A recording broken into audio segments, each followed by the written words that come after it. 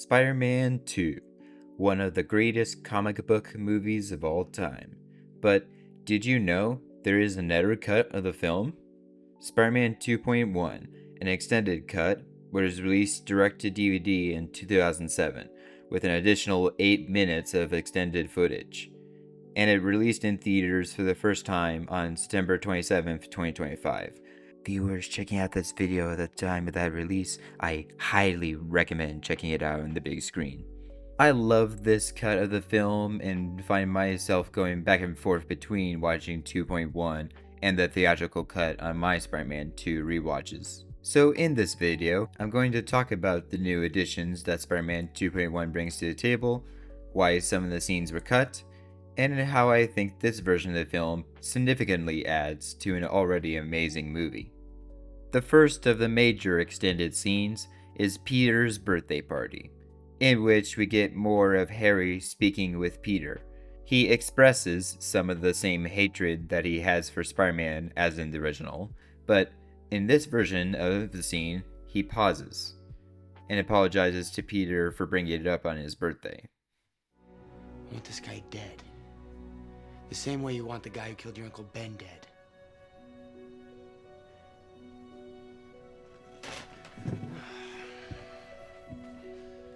I'm sorry. I don't mean to rag on you on your birthday. You're my buddy, you know that. This scene was cut for the sake of pacing, and the editor did not want to overstate anything in the scene or make it over dramatic. So it was edited to where it was just enough to establish the conflict among Peter and Harry and move on. The theatrical scene leaves it at a dramatic high, while Spider-Man 2.1 lets the scene play out.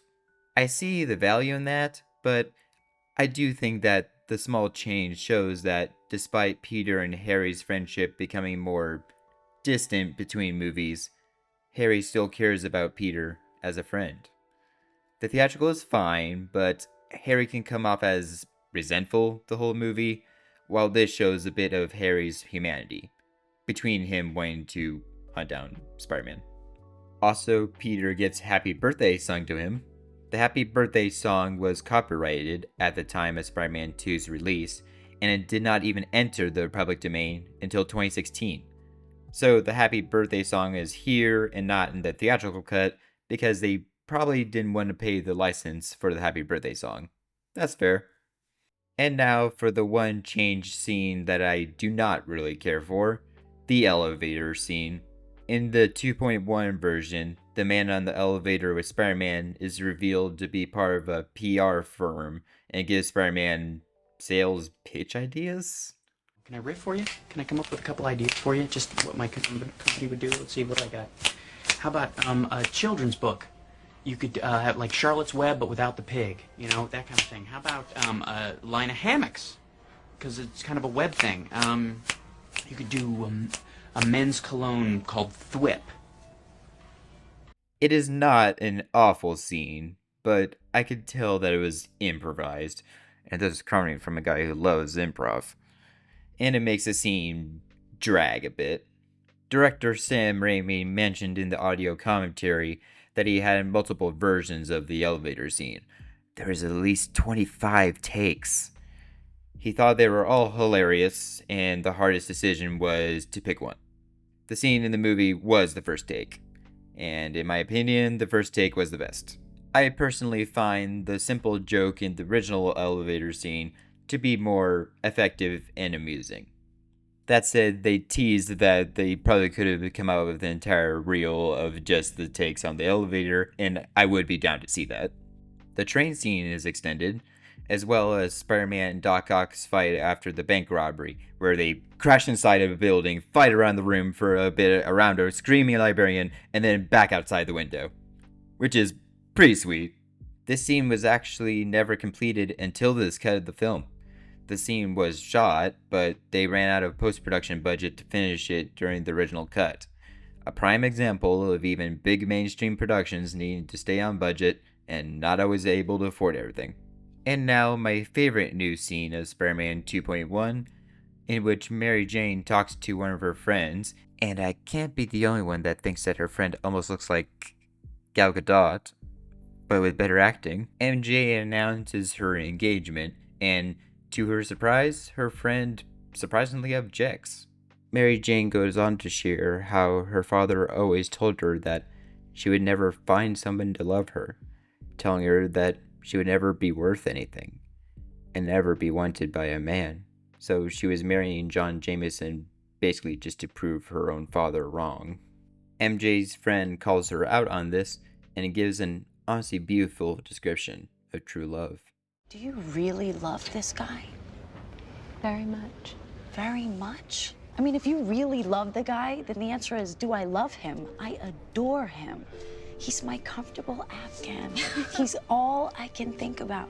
Everything he is, everything he says, everything he does to me, for me, with me.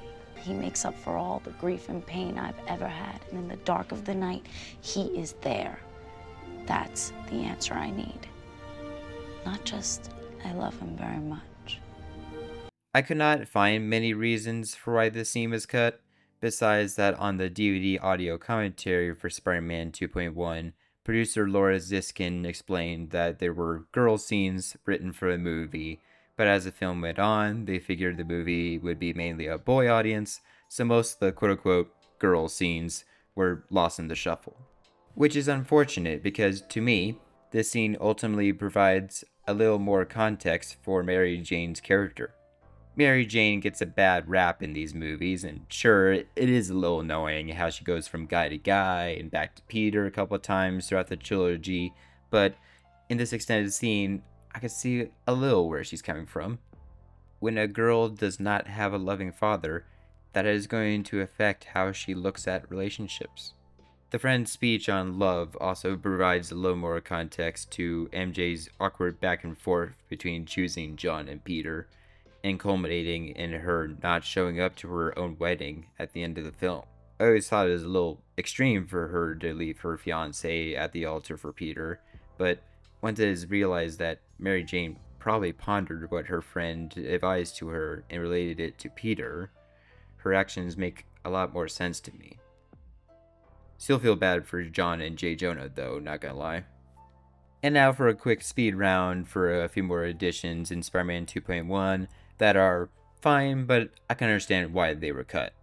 There is an extra scene of Peter leaving MJ drawings on his homework during a college class, which is cute, but I feel like that would fit the younger high school Peter of the first movie rather than the older college-aged Peter of this movie. Otto quotes T.S. Eliot when referencing him with his wife Rosie.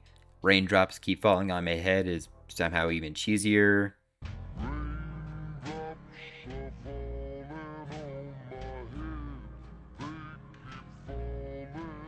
Peter's scene in the doctor's office is a slightly longer take with added dialogue between Peter and the doctor, which is fine, but it's one of the more forgettable extended scenes to me.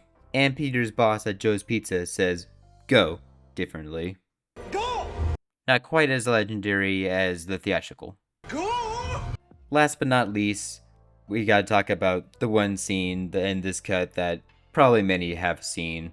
J.Jonah Jameson in the spider suit, which is pretty peak. That shot of the Daily Bugle workers watching him through the office window is hilarious. Apparently in the script, J.Jonah is described as having a pot belly that shows through the suit. But when the time came to shoot the scene for this movie, J.J.K. Simmons was in pretty good shape. So it was not quite as envisioned in the script. But even one of the editors didn't know why it was cut and thought that the gag still worked. J.Jonah putting on the Spidey suit was always a good scene. And I really don't know why we cut it out of the movie other than I think a lot of people had a different idea of what the scene was going to be like from the script. And that is Spider-Man 2.1, and there are certainly some additions here that I understand why they were cut, and I would have stuck with the original elevator scene over this. You know, can I riff for you? Can I come up with a couple ideas for you? But man, beyond those things, I love this cut. Honestly, if the Harry and MJ scenes were added back into the original cut, that would be the definitive version of the film for me. And the extended action scenes are really cool to see. If you are a Spider-Man fan and have not seen this cut, I would highly recommend it. To get some extra action and even some extra character context and depth.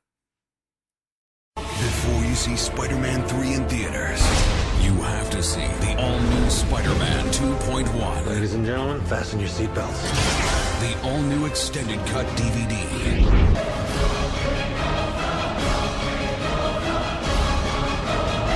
Spider-Man 2.1. Coming soon.